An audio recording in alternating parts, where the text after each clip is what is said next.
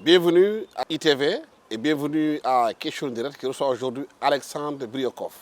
Alexandre Briokov est le directeur régional exécutif de West African Russian. C'est un groupe d'industriels russes installé au Sénégal et dans toute l'Afrique de l'Ouest.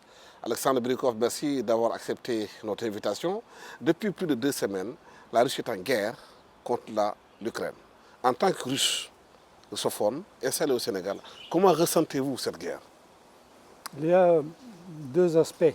Ce n'est pas une guerre véritablement, c'est un conflit qui est actuellement dans la phase militaire. Mais il y a 2 aspects. C'est l'aspect humain et personnel. Et l'autre aspect, c'est l'aspect géopolitique. Dans l'aspect humain et personnel, c'est une tragédie du peuple, parce que c'est le même peuple. Le grand partie de l'Ukraine, c'est un territoire de population russe qui a des liaisons parentales et amicales avec la Russie. Donc c'est pourquoi on peut dire que la Russie il était obligé d'utiliser la force pour mettre fin de cette guerre qui dure depuis 8 ans. Parce qu'en fait, c'est vraiment une tragédie pour tous les peuples russes, qu'après les 70 ans de Seconde Guerre mondiale, nous sommes en train de combattre encore contre des nazis. Parce que dans le régime actuel de l'Ukraine, c'est un régime de nazis qui a choisi des héros comme Bandera, qui était collaborateur de Hitler. Donc c'est vraiment, vraiment une catastrophe humaine et familiale. Et le monde entier n'est pas d'accord avec la Russie. Là, beaucoup de personnes ne sont pas d'accord avec cette guerre. Il y a eu beaucoup de sanctions contre la Russie. Sanctions économiques, sanctions financières. Et même des hommes d'affaires russes ont été sanctionnés par l'Europe. Oui, et quand notre président a pris décision pour utiliser la force, pour mettre fin de cette guerre, le gouvernement était au courant de ces sanctions. Mais la Russie, ce n'est pas la Russie qui a fait le choix. Depuis l'année passée, la Russie a ouvertement proposé une solution amiable pour éviter cette utilisation de la force. Mais la Russie était ignorée par les États-Unis, par l'Europe. Donc c'était l'acte qui a fait par force, parce que c'est une question d'existence de la Russie. Donc la Russie ne pouvait pas attendre encore. Oui, mais beaucoup de gens disent aujourd'hui qu'ils ont eu peur parce que la Russie est une puissance nucléaire, les États-Unis une puissance nucléaire, il y a des centrales nucléaires au niveau de l'Ukraine. Les gens ont peur que ça ne dérape, ça aille à l'inévitable, l'irréparable. Oui, mais c'est pourquoi la Russie a pris sous contrôle de centrales nucléaires pour éviter des provocations et des actes terroristes. Parce que de l'autre côté, du régime ukrainien, il y a des groupes de nazis, des terroristes, qui sont venus du Moyen-Orient, des autres endroits, de Syrie par exemple. Et ils sont des groupes de terroristes qui peuvent faire n'importe quoi contre des objets nucléaires, chimiques. Récemment, la Russie a trouvé des documents qui témoignent existence de recherches biologiques avec des chercheurs, chercheurs des États-Unis. Donc tout ça, ça crée un danger. Et nos forces armées avec des services spéciaux, ils font tout nécessaire pour éviter les catastrophes. Est-ce que vous comprenez le soutien que beaucoup ont pour l'Ukraine aujourd'hui à travers le monde? Vous comprenez ce soutien-là? C'est un soutien plutôt au niveau de politique, soutien du régime ukrainien. Oui, c'est au niveau politique. Ça, c'est soutien pour... En fait, c'est pas la guerre entre la Russie et l'Ukraine. Au niveau géopolitique, c'est une guerre entre la Russie et les États-Unis et des pays européens.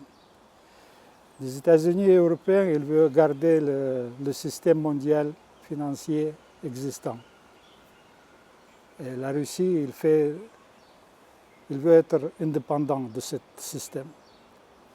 C'est pourquoi c'est la guerre, au niveau géopolitique, c'est la guerre entre la Russie et les États-Unis. Comment analysez-vous la position du Sénégal dans le conflit, qui s'est abstenu en demandant que la paix revienne entre les deux pays, que le président Macky Sall appelle le président Poutine pour que la paix revienne? Oui, même la Russie, il veut la paix. C'est pourquoi Poutine il a dit plusieurs fois que la Russie veut mettre fin de la guerre. La Russie n'a pas commencé la guerre. Comme en Syrie, par exemple. La Russie a utilisé la force pour mettre fin de la guerre. C'est pourquoi la position du Sénégal et des pays africains entiers, c'est une position neutre. Ils ont pris et c'est normal. Ce n'est pas le conflit de l'Afrique. Mais il faut rappeler à l'époque du colonialisme. C'est l'Union soviétique qui a utilisé leur soutien pour libérer l'Afrique du colonialisme. Mais actuellement, on peut considérer ça comme la deuxième phase de combat contre le colonialisme. Mais c'est un colonialisme moderne. C'est parce qu'on peut considérer le système monétaire mondial qui se base sur le dollar virtuel. C'est ça, on peut dire que c'est un colonialisme moderne. Et aujourd'hui, nous témoignons le changement de ce système. La Chine, la Russie, beaucoup de pays asiatiques, Afrique aussi, ils veulent être libres de dépendance de dollars, d'euros. Chaque pays a droit d'utiliser leurs devises, leurs ressources pour vivre tranquillement. Et ce n'est pas normal quand aujourd'hui, dans le monde, la plupart des bénéfices se trouvent dans le système banquier. À peu près 70% de bénéfices, c'est dans le secteur banquier qui ne produit rien. Seulement l'argent virtuel, achat, vente de quelque chose de virtuel. Mais il faut retourner sur l'économie réelle, sur l'économie des ressources de production réelle avec valeur ajoutée. Justement, vous êtes en Afrique, ça fait bientôt plus de 20 ans, 25 ans. Au Sénégal, vous êtes là depuis 2014. Est-ce qu'aujourd'hui, cette guerre a un impact sur votre travail ici au Sénégal que vous faites? Bien sûr. Quel est cet impact? Bien sûr, mais il y a l'impact dans tout le monde. L'impact de système de paiement, impact de système logistique. Mais je crois que dans 2-3 mois, nous allons s'habituer au changement mondial de l'économie mondiale. Et nous allons établir des relations directes avec des pays. Et nous avons beaucoup de sociétés russes qui sont intéressées par établir des relations directes avec des pays africains. Et ce qui est notre avantage, si nous sommes prêts, pas seulement vendre nos produits, mais nous sommes prêts à transférer notre technologie avec formation des cadres nationaux.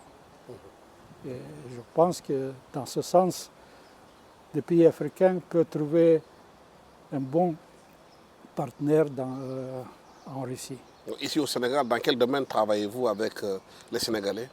Nous avons déjà démarré le projet de camion KAMAZ et l'usine KAMAZ. Il est prêt à coopérer avec le Sénégal jusqu'à l'installation ici, l'usine d'assemblage, bien sûr avec transfert de technologie. Dans le domaine d'agriculture aussi, la Russie peut aider le Sénégal pour organiser la production des engrais, pour organiser la production de blé, de céréales. On peut faire des autres projets concernant la mécanisation d'agriculture. Dans le domaine de pétrochimie, nous avons aussi une grande expérience. Et nous pouvons partager notre expérience. Justement, la Russie exporte 40% du blé mondial aujourd'hui. Beaucoup ont peur que si la guerre continue aujourd'hui, que l'exportation de blé impacte des pays de l'Afrique du Nord, l'Égypte, l'Algérie, jusqu'ici au Sénégal, parce que le pain est utilisé au Sénégal. Mais au Sénégal, il y a une étude qui a été faite par l'ISRA pour montrer que la vallée du fleuve Sénégal, qu'il est possible de produire du blé. Est-ce que dans ce sens-là, il y a des discussions pour que la Russie, qui a l'expérience dans la culture de blé, qu'il puisse partager cette expérience avec le Sénégal? Oui, nous avons déjà démarré des négociations au niveau du ministère de l'Agriculture à ce sens. Et nous sommes prêts à organiser un contact direct entre le ministère de l'Agriculture sénégalais avec le ministère de l'Agriculture russe pour négocier à tout niveau toutes les possibilités, y compris par exemple le prix du blé. Pourquoi le prix est augmenté? Parce qu'il y a une bourse mondiale, c'est une spéculation. À Chicago. Toujours spéculation. Mais si on peut établir des relations directes, par exemple le Sénégal et la Russie peut par exemple organiser un hub régional de blé sur place. Et ça va diminuer du prix du blé. Donc toujours on peut trouver des solutions profitable pour deux côtés si on commence à établir des relations directes. On a tantôt parlé du domaine pétrochimie. Le Sénégal aujourd'hui est un pays gazier et pétrolier. Il est considéré comme étant, avec notre pays africain, j'ai oublié le nom, comme étant de potentiel du point de vue du gaz extrêmement important. Est-ce qu'il y a des discussions avec la Russie pour justement former les gens dans la pétrochimie, dans la chaîne de valeur, pour que tout ce qui est produit ici, que la chaîne de valeur puisse être faite au Sénégal, créer des emplois pour la jeunesse sénégalaise? Ça, c'est un des volets de coopération entre le Sénégal et la Russie. Surtout, par exemple, avec le gaz, on peut ensemble organiser ici la production des engrais, urée, qui sur est place, sur place avec le gaz. On peut organiser des productions dans le domaine de pétrochimie, des pneus et des pneumatiques par exemple, le plastique. Tout ça, la Russie a la technologie, il a des experts. Nous avons un institut de pétrole et gaz qui a une grande expérience de formation des étudiants de l'Afrique. Donc la Russie est ouverte. Il y a aussi un autre domaine dont beaucoup parlent aujourd'hui. Il devait y avoir un sommet Russie-Afrique au mois de novembre prochain. Oui. Est-ce qu'aujourd'hui ce qui se passe ne va pas compromettre cette rencontre entre la Russie et l'Afrique avec le conflit qui arrive, qui est là? Pour le mois de novembre, je crois que la phase militaire sera terminée. Et il y aura une phase diplomatique de négociation pour l'avenir. Donc je pense que la situation va se calmer et ça sera une bonne opportunité pour les pays africains et la Russie négocier ensemble et trouver des voies de coopération économique. Mais qu'est-ce que la Russie peut apporter de plus à l'Afrique dans le domaine de la coopération, dans le domaine du développement? Comme je dis que la Russie, il a l'expérience et il a une technologie presque dans tous les domaines. Et nous sommes prêts à partager notre technologie.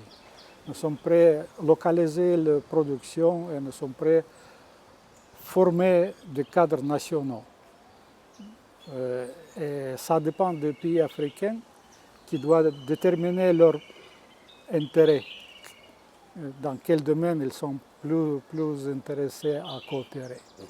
Et de notre côté, nous sommes là au niveau des sociétés privées russes, au niveau de notre gouvernement. Nous sommes toujours prêts et ouverts à négocier et coopérer. Mais est-ce vous sentez qu'il y a un rapprochement entre la Russie et les gouvernements africains dans ce domaine-là? Parce que comme il y a la France qui est là à côté, il y a les États-Unis, il y a le monde occidental, qui aujourd'hui on a l'impression de revivre une guerre froide, avec cette guerre-là entre la Russie et les autres pays occidentaux. Est-ce que vous sentez qu'il y a un engouement de gouvernements africains vers la Russie dans ce cadre-là? Nous ne voulons pas utiliser l'Afrique comme un champ de guerre froide. Mais ça se fait déjà. La Russie est déjà présente avec le groupe Wagner au niveau de Centrafrique. Les gens disent aussi que c'est la Russie qui assure la sécurité de Mali avec le groupe Wagner. Mais la Russie ne fait pas ça comme guerre contre des Occidentaux et des États-Unis. Nous faisons ça pour aider le pays, pour mettre le paix. Il y a un exemple très simple. Si vous prenez comme Irak, Yougoslavie, Libye, Syrie, quand des États-Unis avec des Européens arrivent avec la force, ils laissent des ordres et catastrophes dans le pays. Et par exemple, quand la Russie vient avec la force en Syrie, la Russie a mis fin de la guerre en Syrie. Dans l'Afrique centrale, la Russie a mis fin de conflit. En tout cas, actuellement, la situation en Afrique centrale est plus calme qu'avant. Même chose partout. La Russie a déjà vécu la guerre très grave pendant la guerre mondiale. Nous avons perdu 20 millions d'habitants. Nous ne voulons pas la guerre. Mais en même temps, nous ne voulons pas être victimes de la guerre. Nous sommes prêts à défendre nos intérêts. Mais jamais la Russie commence la guerre. Non, les médias occidentaux disent qu'au niveau de, par exemple, la Centrafrique, la présence du groupe Wagner, c'est contre des mines de diamants qui permettent à ce groupe-là de gagner de l'argent contre la sécurité. Non, ça c'est... La Russie, il a beaucoup de ressources à l'intérieur du pays. Nous avons beaucoup de projets, beaucoup de problèmes économiques à l'intérieur du pays. Donc nous ne sommes pas intéressés des ressources pour prendre des ressources africaines. Par contre, nous sommes prêts à aider des pays africains pour utiliser des ressources pour développer le pays. Donc, et à côté au Mali, quel est le rôle que joue là-bas la Russie? Parce qu'on a vu que les officiels maliens s'intéressent beaucoup à la Russie, parce qu'il y a une tradition quand même au Mali de coopération entre le Mali et la Russie, ça date de longtemps, depuis Modibo Keïta. Oui. Mais pour le moment, il y a des sociétés privées militaires russes qui sont sur le territoire de Mali. Ce n'est pas une force régulière de la Russie. Mais la Russie, bien sûr, il aide des pays qui sont prêts à coopérer avec la Russie, c'est normal. Si on revient ici au Sénégal, on sait que la Russie a de grandes expériences sur le domaine de la pêche. Oui. Au Sénégal, de plus en plus, les pêcheurs se plaignent que les eaux sénégalaises n'ont plus de poissons. Ils sont obligés d'aller beaucoup plus loin pour chercher des poissons. Même le yaboy qui était prisé par les pauvres est introuvable. Ouais. Est-ce qu'il y a une coopération dans ce sens-là? Pour le moment, non. Pourquoi? Mais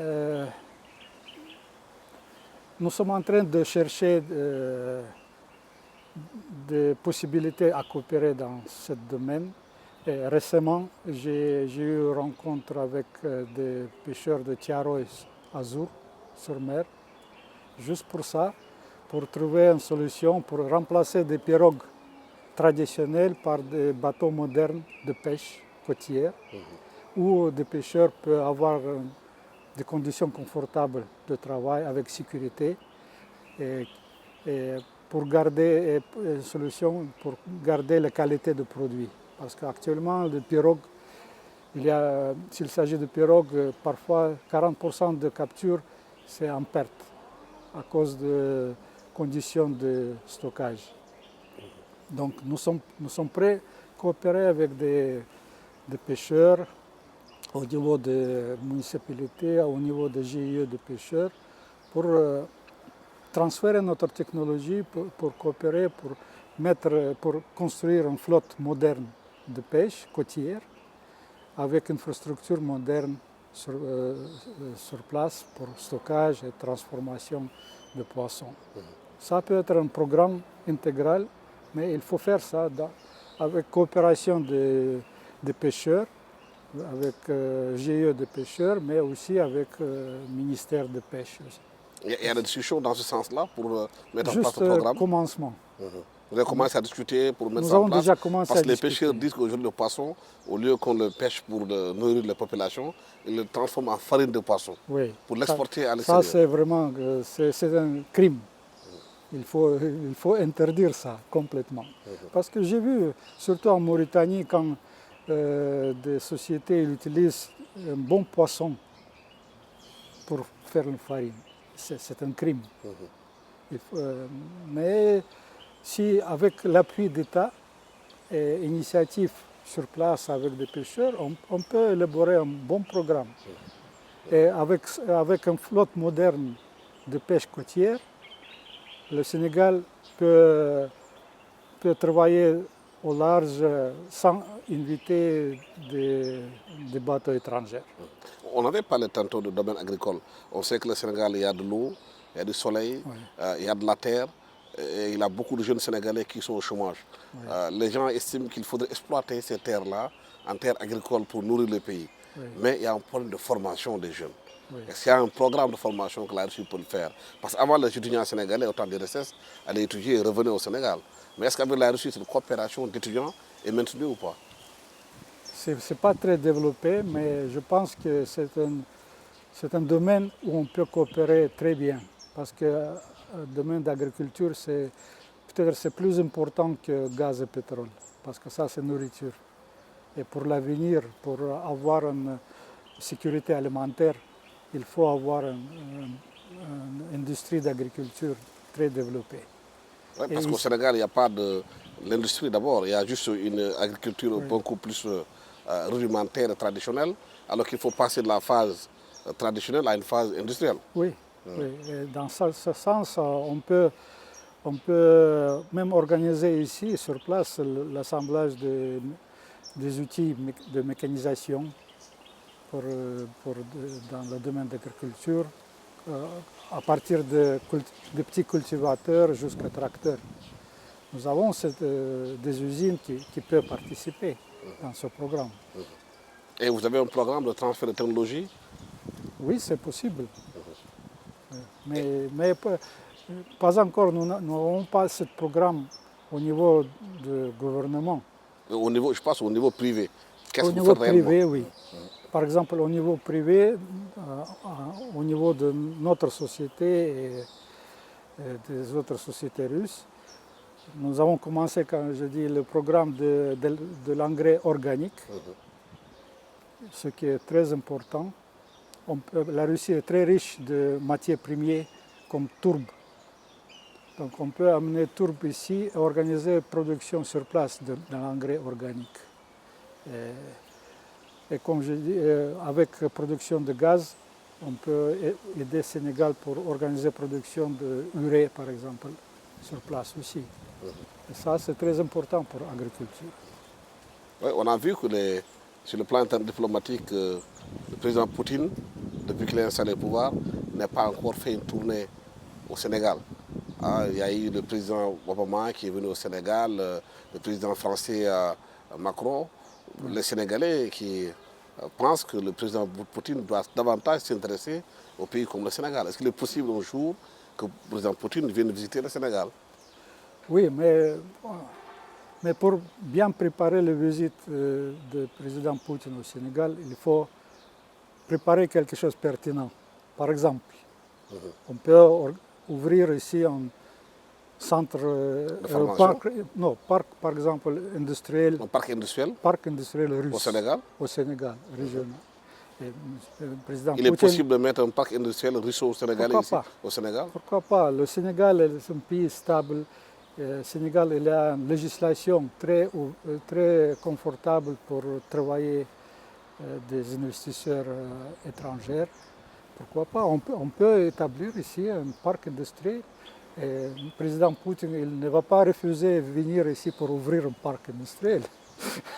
Oui, Diamniadio est là. Est-ce que Diamniadio est une bonne place pour vous, pour mettre là-bas un parc industriel? Mais il faut initier ça au niveau du gouvernement. Et vous, en tant que privé? À notre niveau, au niveau du privé, nous sommes prêts. Nous sommes prêts à suivre le gouvernement dans ça. Il y a l'intérêt, mais il faut réunir des efforts. Mais quels sont vos rapports avec le privé sénégalais aujourd'hui, vous en tant que privé russe? Oui, nous avons des contacts avec des patronats, avec des clubs d'investisseurs sénégalais, avec des privés sénégalais. Il y a beaucoup de privés sénégalais qui sont intéressés à coopérer, c'est vrai. Est-ce que vous avez commencé à travailler concrètement ou pas? Oui, par exemple, c'est un petit exemple, mais ça donne l'image. Au Sénégal, il y a beaucoup de chantiers, il y a beaucoup de constructions, mais ça manque de sociétés qui font finition de bonne qualité. Donc, le 15, cette mois, le 15 mars, Oui. il y a un représentant de société russe qui vient pour organiser ici, sur place,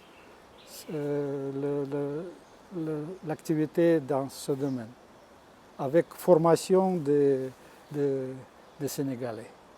Des architectes sénégalais dans le domaine de la finition? Pas seulement des architectes, mais des jeunes Sénégalais qui peuvent travailler pour faire le travail. Dans le domaine de la finition de bâtiments? Oui. Les façades de bâtiments? Façades, l'intérieur, tout ça. Décoration intérieure? Oui. Voilà, Alexandre Birikoff, merci d'avoir été avec nous sur ce plateau de ITV à Question Directe.